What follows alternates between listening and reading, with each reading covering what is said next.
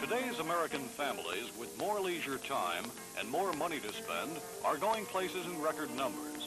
For most of us, it's the age of mobility.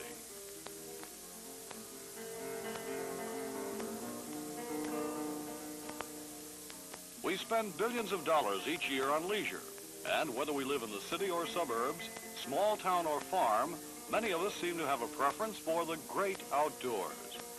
Affluent America buys everything from sports equipment to club memberships pursuing outdoor recreation.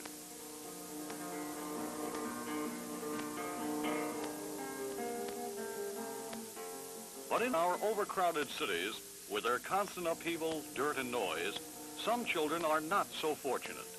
They have no place nearby to go and little money to spend. What can they do with their leisure time? The fact is, in our cities where it's needed most, outdoor recreation is not available to many children who have nothing to do when school's out. It's a long, hot summer for our children in the city. Think of all the children in the city. Think of all the concrete and the tar. All they see are bricks and growing bushes. Never climb a tree to reach a star. In 1970, President Nixon, aware of this critical problem, requested money from Congress for recreation programs to help these underprivileged children. Even though the request wasn't approved till midsummer, 3 agencies, the President's Council on Youth Opportunity, the Department of Labor's Manpower Administration, and the Department of the Interior's Bureau of Outdoor Recreation, cooperated in expediting the plan. City officials accelerated the project, and programs were begun almost immediately.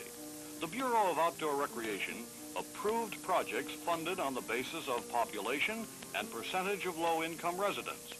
$15 million acquired recreation leaders and equipment needed to bring the outdoors to some 800,000 inner-city children in over 100 of our largest cities. How did the extra money serve the people? Each city had various ways of getting the most recreation out of every dollar spent. Most expanded existing programs. Urban areas with camping projects like Chattanooga were able to take many more children out of the inner cities into the other world of open spaces, greenery, and wildlife. Think of all the kids without a forest. Think of all the kids without a tree. All that ever grows for them are buildings. Buildings are not pretty things to see. More children had the advantage of camperships in San Francisco, too.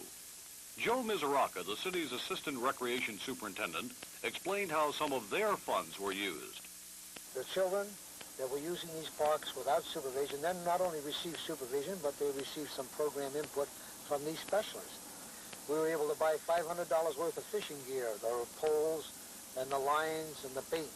So this was a program that had tremendous value. Youngsters were able to go out and fish and actually catch trout within the city. The only thing is our hope that we would have had it earlier so that we could have taken advantage of it with a little more sophisticated approach. In addition, ferryboat trips gave children a chance to see and learn about San Francisco's unique Bay Area. Instruction classes were offered, football on the Marina Green near the Golden Gate, arts and crafts in a downtown recreation center,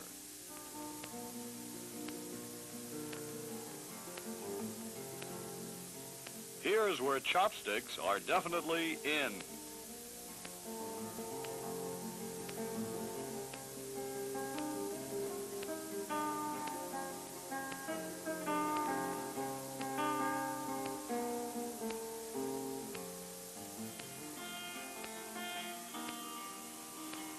Environmental education was a highlight of Spokane's expanded day camp program, which also included hearty lunches, and additional counselors.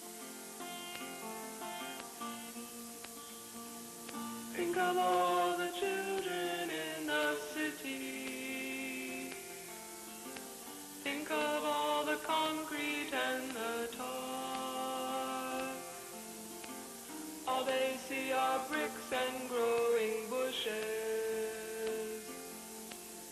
Never climb a tree to reach a star. Cities with swimming activities hired more instructors and extended their limited programs, all to accommodate more children.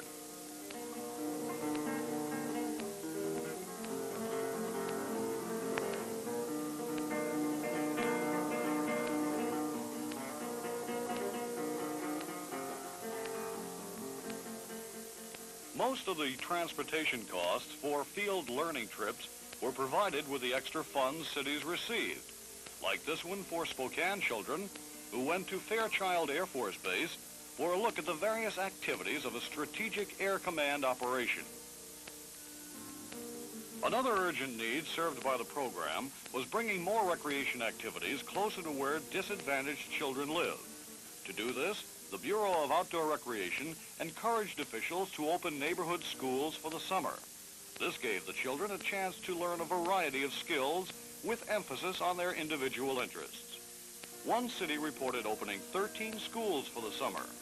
In previous years, school vandalism costs there ran as high as $4,500, but in 1970, there was no vandalism reported in these schools.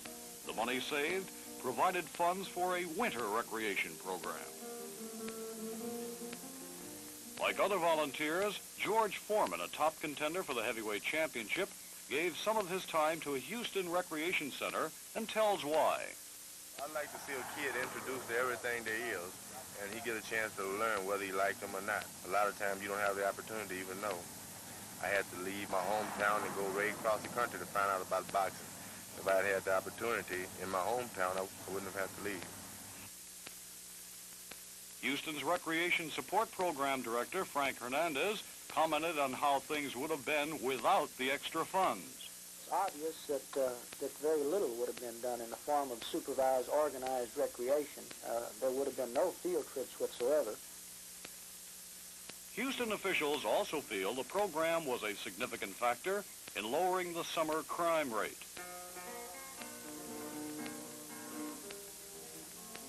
A partial year-round program is available in the nation's capital in the form of a roller skating rink, which can be used whenever the weather permits. Funds from the support program bought the skates and will help keep the rink open much of the year.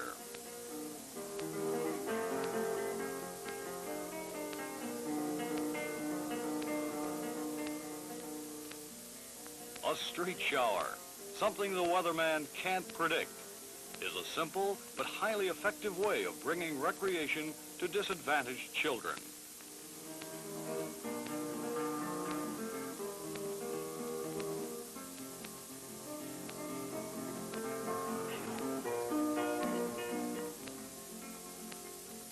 In Detroit and other cities, Playmobiles are enthusiastically received.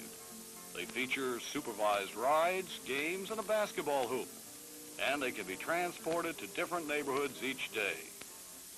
Even waiting in line can be fun when there's a ride to look forward to. Support program funds were used here for operation in more neighborhoods, longer hours throughout the summer. Detroit children, even in neighborhoods without pools, had a swimming summer. Their Swimmobile program, already augmented by donations from a local television station, was extended with the extra funds. Other areas with larger pools hired more attendants to keep the pools open longer. Some cities have a showmobile program, a truck-drawn stage usually accompanied by a popular local disc jockey. It goes any place in the city it can park and helps make a hot summer enjoyable where supervised recreation and facilities are hard to come by. Gene Smith, director of Detroit's program, cites other advantages funds provided. We were able to provide leadership at facilities, which I have now, the psychological advantage of this, especially for black ghetto children, is that otherwise they would have no leadership and no place to go. And the feeling of the need for belonging, for protection, for feeling of someone caring for them. There's tangible results met with these children. Philadelphia's energetic athletic program served approximately 70,000 young people in 12 low-income areas. The recreation program helped hire 200 men and women to conduct sport training and clinics. Participants competed in a sports spectacular in August. The special event covered many Olympic contests. Even though the 1970 recreation program was late, it was effective in serving disadvantaged youth, and it accomplished its purposes: to expand existing recreation programs, to make as many recreation opportunities available to underprivileged children as possible, and to provide services, including personnel, transportation, hot lunches, and supplies for recreation activities. Interior Secretary Walter J. Hickel outlines his department's motivations and hopes. As much as people need parks, remember that parks need people, especially children and the sounds of their laughter and play. This is what really brings a park to life. Our green spaces represent a precious resource, but America's young people are our most precious resource, for they are the hope and the promise of tomorrow. We care about children, and helping make their lives more rewarding and gratifying is a responsibility I share willingly. The initial recreation support program was a success. But what about next summer and the summers that follow? The walls have closed in on today's inner city children. Planned recreation is one way out. Think of all the children in the city. Think of all the kids without a tree. Think of all the kids who just see buses. Think of them and then please think of me.